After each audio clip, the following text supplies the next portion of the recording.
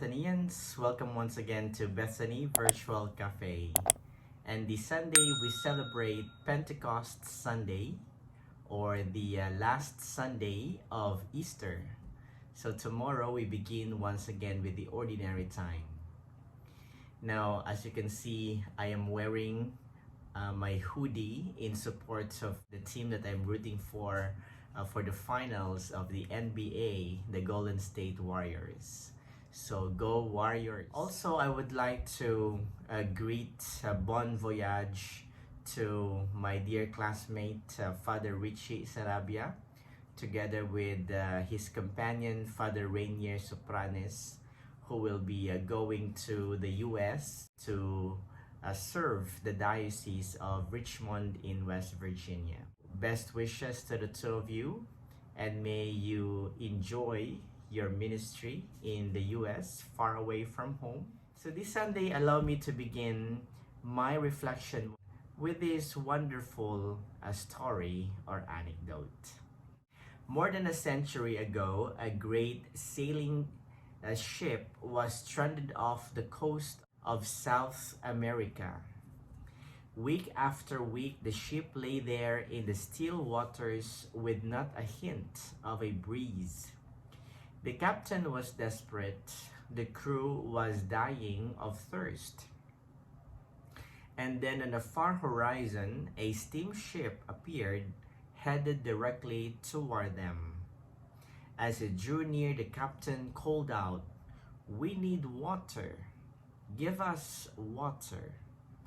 The steamship replied, "Lower your buckets where you are." The captain was furious at this cavalier's response, but called out again, "Please give us water." But the steamer gave the same reply, "Lower your buckets where you are." And with that, they sailed away. The captain was beside himself with anger and despair, and he went below. But a little later, when no one was looking, a yeoman lowered a bucket into the sea and then tasted what he brought up.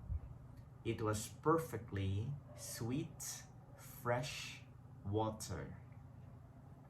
For you see, the ship was just out of sight of the mouth of the Amazon.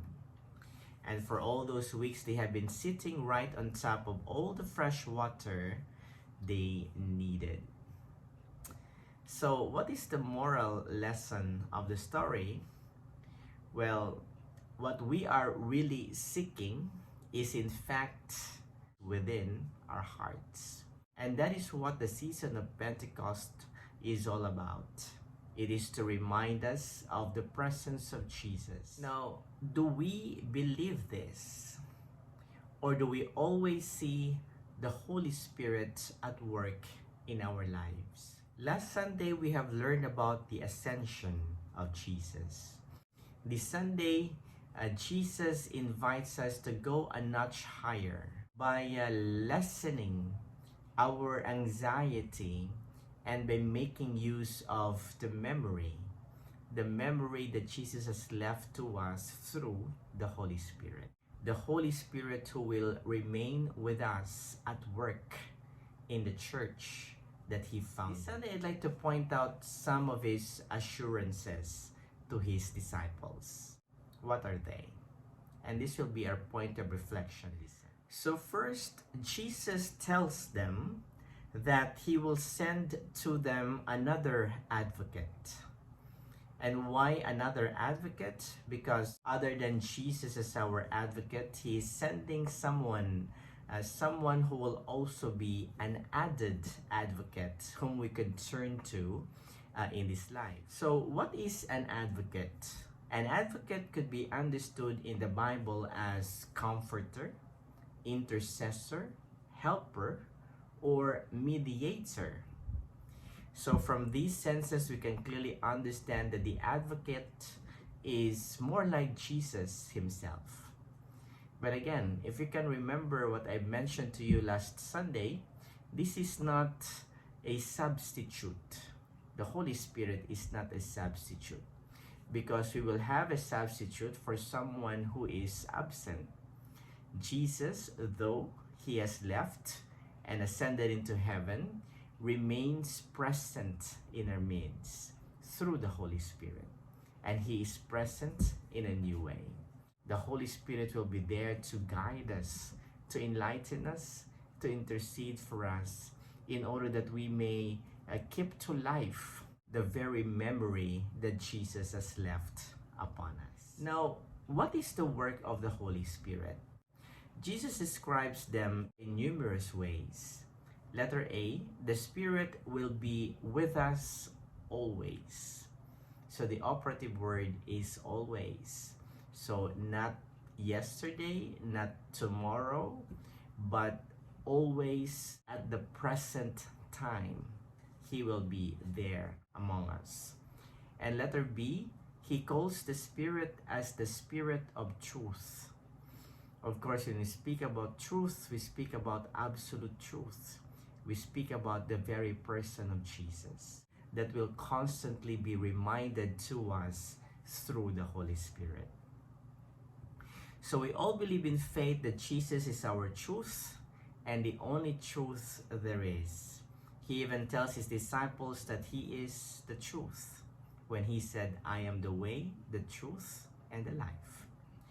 To search for the truth, therefore, is to look for what is essential in life, to seek for Christ.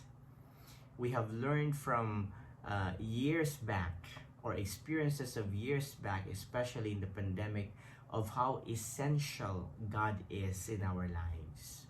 That in this life, especially in the difficult moments and the pandemic, we find refuge and solace in the very presence of Jesus. So interestingly, truth in the New Testament Greek is aletheia, which means unforgetting or unhidden. And so is memory, right? So the Holy Spirit would serve as somebody who would remind us of the graciousness, of the greatness, of the glory, of the truth that is Jesus Christ. So we therefore find the truth when we recall the things that we've forgotten. As Jesus gives them the advocate, he gives them someone who will constantly remind them of that ultimate sacrifice he made for the salvation of humanity. And so the main role of the advocate, therefore, is to be our memory, to be the sign of Christ's truth. Second assurance of Jesus is this: just as Jesus gives them peace and forgiveness, he also reminds his disciples to cultivate that spirit of forgiveness.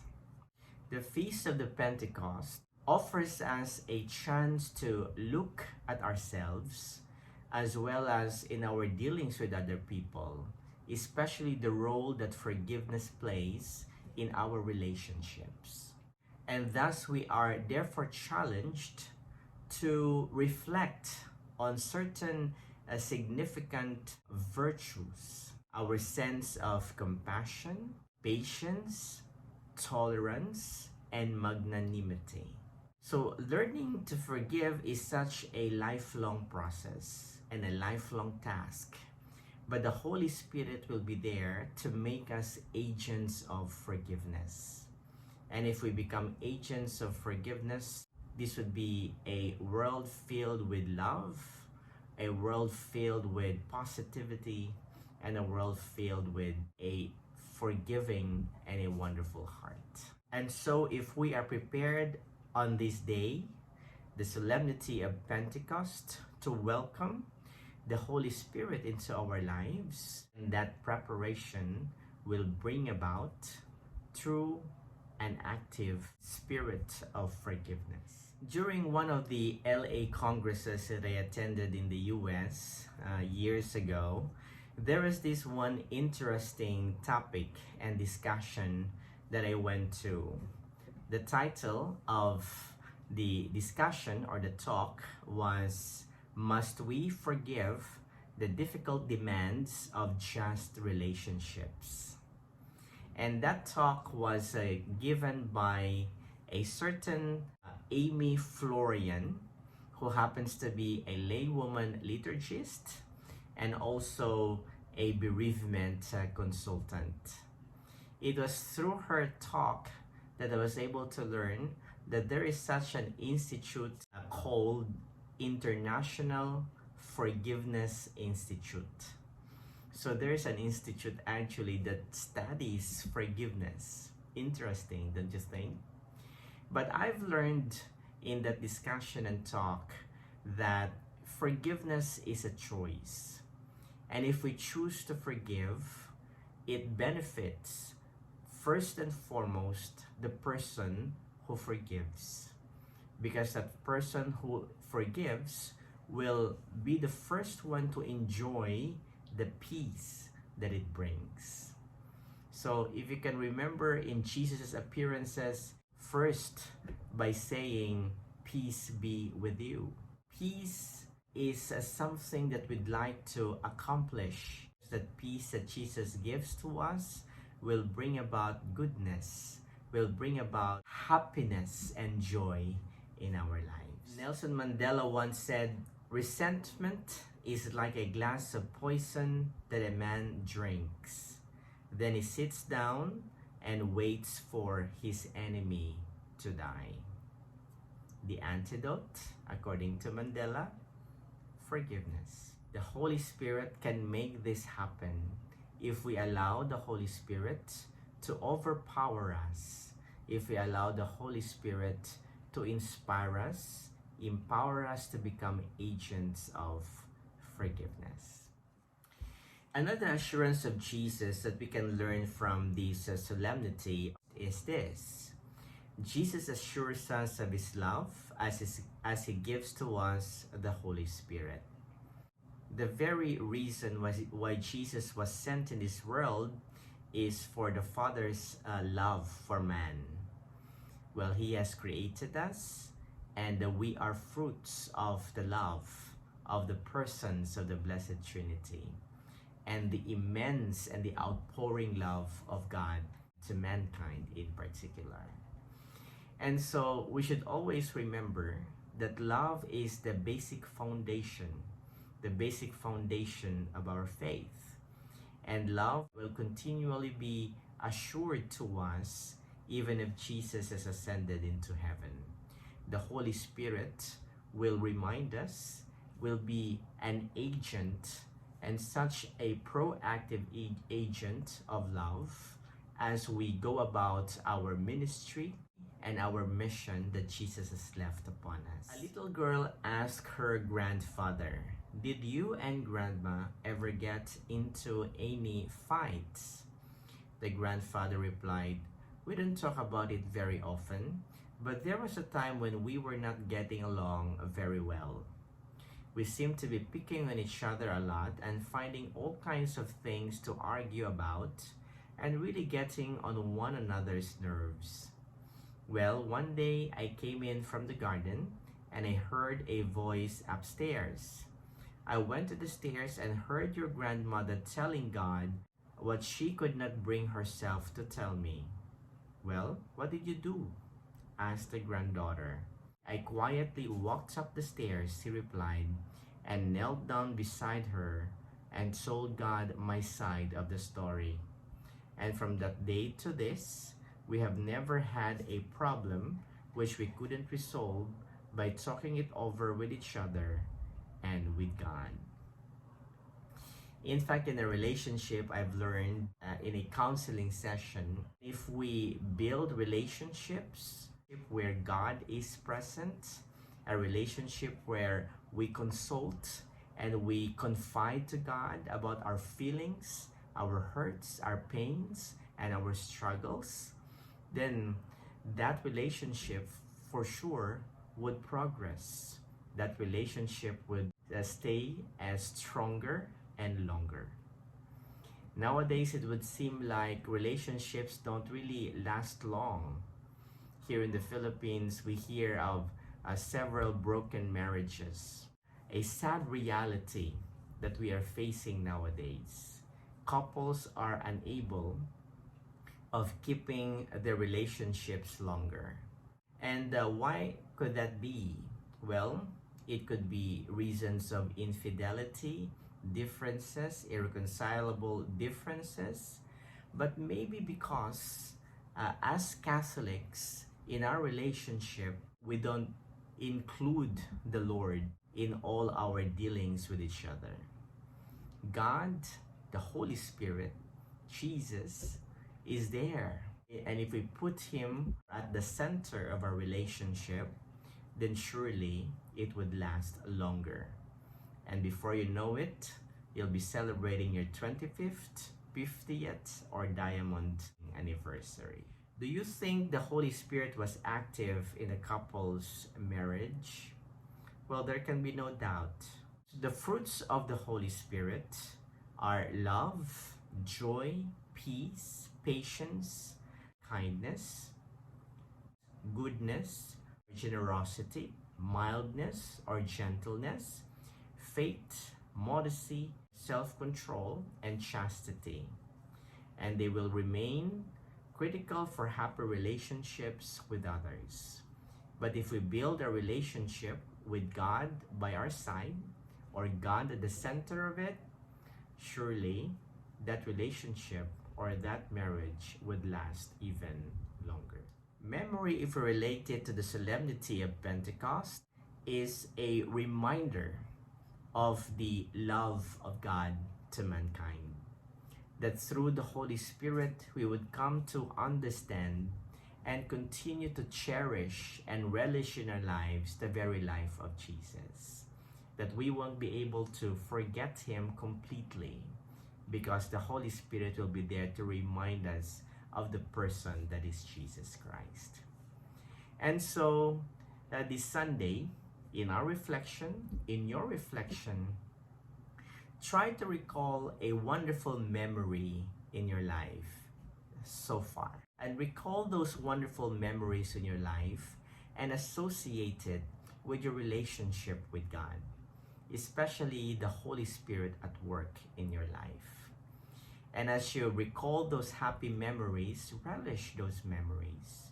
And at the end of the day, I would hope that you would find the true love and the meaning of God's outpouring of His blessings and love for all of us.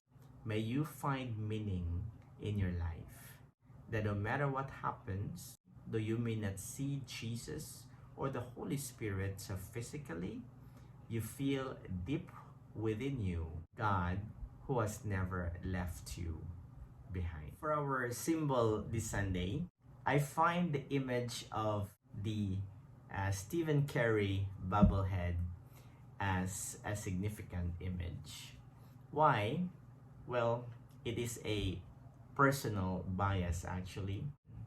I got this bobblehead in one of the playoff games in the US at the Chase Center. This bobblehead would remind me for always of how wonderful that game was, other than the fact that they won, but also to remind me fresh in my mind the player that is Stephen Carey. So just like the bobblehead, may we find the Holy Spirit an inspiration. May we find the Holy Spirit as a constant reminder of the love of God, a constant reminder of the very image of Jesus, who ascended into heaven but has left us assurances of His ongoing and constant love. God bless us all, Bethanians. Until next time.